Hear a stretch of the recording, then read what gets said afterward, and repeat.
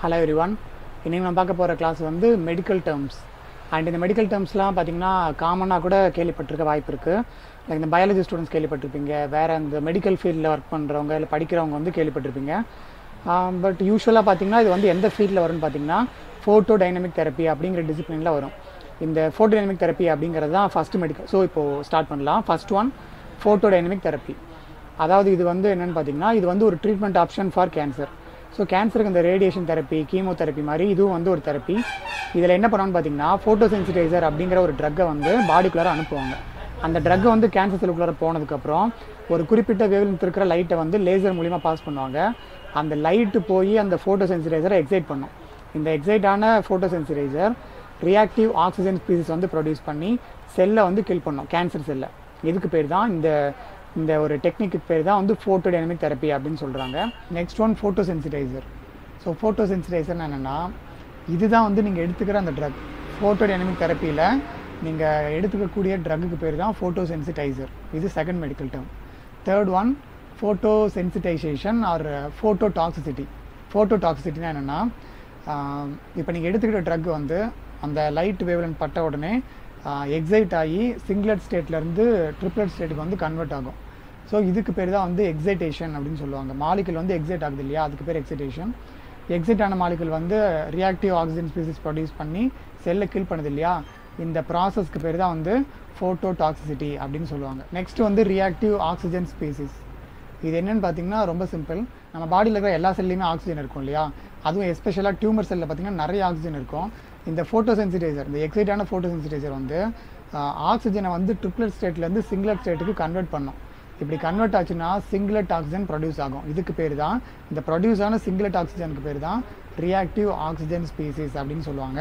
உருவான reactive oxygen species தான் ஃபோட்டோடாக்சிசிட்டி வந்து ப்ரொடியூஸ் பண்ணும். Next free radicals. இந்த ரியாக்டிவ் ஆக்சிஜன் ஸ்பீசிஸ் மட்டும் இல்லாமல் ஃப்ரீ ரேடிக்கலும் வந்து ஃபார்ம் ஆகும். இந்த உருவான ஃபோட்டோசென்சிடைசர் வந்து ஃப்ரீ ரேடிக்கல் ஃபார்ம் பண்ணும். இந்த ஃப்ரீ ரேடிக்கல்ங்கிறது என்னென்னு பார்த்தீங்கன்னா ஹைலி ரியாக்டிவ் சப்ஸ்டன்சஸ். இது வந்து நிறைய சப்ஸ்டன்ஸோட ரியாக்ட் பண்ணுறதுனால இது பேர் ஃப்ரீ ரேடிக்கல்னு சொல்லுவாங்க. ஸோ இந்த மாதிரி இந்த ஃப்ரீ ரேடிக்கல் இருந்துச்சுனாலும் ரியாக்டிவ் ஆக்சிஜன் ஸ்பீசிஸ் வந்து நிறைய ஜெனரேட் ஆகிறதுக்கான வாய்ப்பு இருக்குது. அப்புறம் இந்த உருவான ரியாக்டிவ் ஆக்சிஜன் ஸ்பீசிஸ்லாம் செல்லை கில் பண்ணுது இல்லையா, இதில் வந்து 3 மெடிக்கல் டேர்ம் வந்து யூஸ் ஆகும். அது என்னென்னு பார்ப்போம். ஃபர்ஸ்ட் ஒன் பார்த்திங்கன்னா அப்பப்டோசிஸ். இது என்ன சொல்லுவாங்கன்னா ப்ரோக்ராம்டு செல் டெத் அப்படின்னு சொல்லுவாங்க. ஏன்னா ஒரு செல் வந்து உருவாகும் போதே அது வந்து எப்படி வந்து டெத் ஆகணும் அப்படிங்கிறத வந்து அதோட டிஎன்ஏலே வந்து கோடாகி வந்துகிட்டே இருக்கும். அந்த மாதிரி வந்து ஆல்ரெடி ப்ரோக்ராம் பண்ணப்பட்ட ஒரு செல் டெத்துக்கு பேர் தான் ப்ரோக்ராம்டு செல் டெத் அப்படின்னு சொல்கிறாங்க. அதாவது சிம்பிளாக சொல்லணும்னா அப்பப்டோசிஸ் அப்படிங்கிறது predetermined programmed cell death. இது one of the killing pathway. ரெண்டாவது நெக்ரோசிஸ். இதுக்கு ஆப்போசிட் தான் வந்து நெக்ரோசிஸ். நெக்ரோசிஸ்னால் என்னென்னா it is a kind of cell death that occurs accidentally. அதாவது இது வந்து ஆல்ரெடி ப்ரோக்ராம் பண்ணப்பட்டிருக்காது, சடனாக ஏதோ ஒரு ப்ராப்ளம்னாலேயோ ஏதோ ஒரு எக்ஸ்டர்னல் ஃபேக்டர் மூலியமாகவோ செல் டெத் வந்து உருவாக்குறதுக்கு பேர் தான் necrosis. Next third pathway autophagy. ஆட்டோஃபேஜினா ஆட்டோனா செல்ஃபு, ஃபேஜினா வந்து செல் வந்து விழுங்கப்பட்டு அழிகிறது. அதாவது செல் வந்து வேறு செல்ஸ்னால முழுங்கப்பட்டு அழிகிறதுக்கு பேர் ஃபேஜின்னு சொல்லுவாங்க. ஸோ ஆட்டோஃபேஜினா என்னென்னா செல் வந்து தானாகவே கில் ஆகிறதுக்கு பேர் தான் வந்து ஆட்டோஃபேஜின்னு சொல்லுவாங்க. அண்ட் இதுக்கு ரீசன் பார்த்திங்கன்னா எய்தர் வந்து இந்த செல்லுக்குள்ளே இருக்கிற லைசோசோம்ஸாக இருக்கலாம் மேபி. ஸோ இந்த 3 அப்பப்டோசிஸ், நெக்ரோசிஸ், ஆட்டோஃபேஜி, இந்த 3 தான் வந்து செல் வந்து டெத் ஆகிற இல்லை செல் வந்து கில் ஆகிற pathway. Next caspases. Caspases are enzymes that are involve in apoptosis.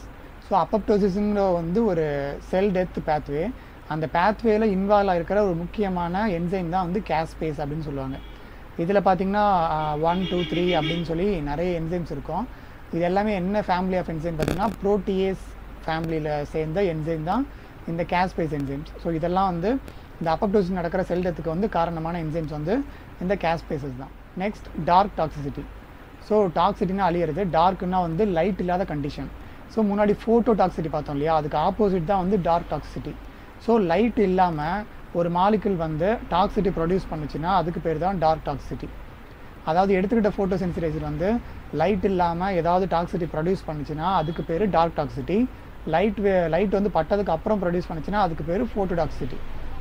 So இதுதான் வந்து overall medical terms used in photodynamic therapy.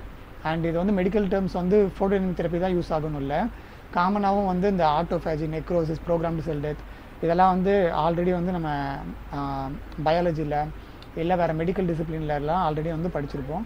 So these are all the 10 important medical terms that are used in photodynamic therapy. So இந்த class உங்களுக்கு புரிஞ்சிருக்கும்னு நினைக்கிறேன். அப்புறம் இதே மாதிரி videos நீங்கள் பார்க்கணும்னு நினச்சிங்கன்னா நம்ம சேனலை சப்ஸ்கிரைப் பண்ணி பெல் ஐக்கான் ஆல் கொடுத்து வச்சுக்கோங்க. ஸோ இதே மாதிரி வீடியோவில் பார்க்கலாம். And then by from Vasanth.